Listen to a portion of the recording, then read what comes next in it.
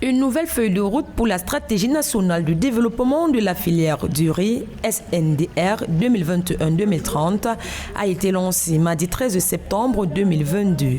L'objectif, selon les autorités, est de contribuer à moyen terme à une augmentation durable de la production nationale de riz en quantité et en qualité.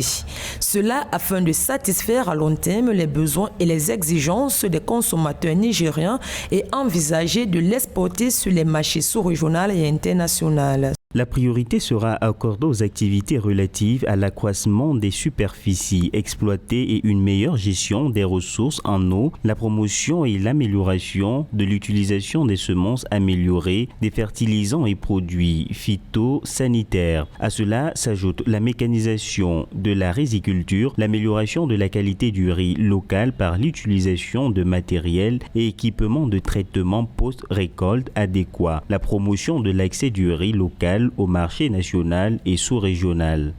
Selon le ministre de l'Agriculture, Dr Alambedi Abba Issa, qui a présidé la cérémonie, cette stratégie dont le coût est estimé à 425,8 milliards de francs CFA sur les 10 ans, dont 286,89 milliards de francs CFA pour la phase 2021-2025 et 139 milliards de francs CFA pour la phase 2026-2030, devrait permettre de passer de 128 000 tonnes en 2021 à 1,458 millions de tonnes en 2030, soit 948 000 tonnes de riz blanchi. L'économie du Niger repose à 85% sur l'agriculture. Près de 85% des emplois au Niger sont dans le secteur agricole.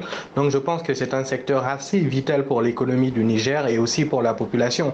On sait que malheureusement les populations africaines, dont le Niger en particulier, souffrent malheureusement du manque d'autosuffisance alimentaire.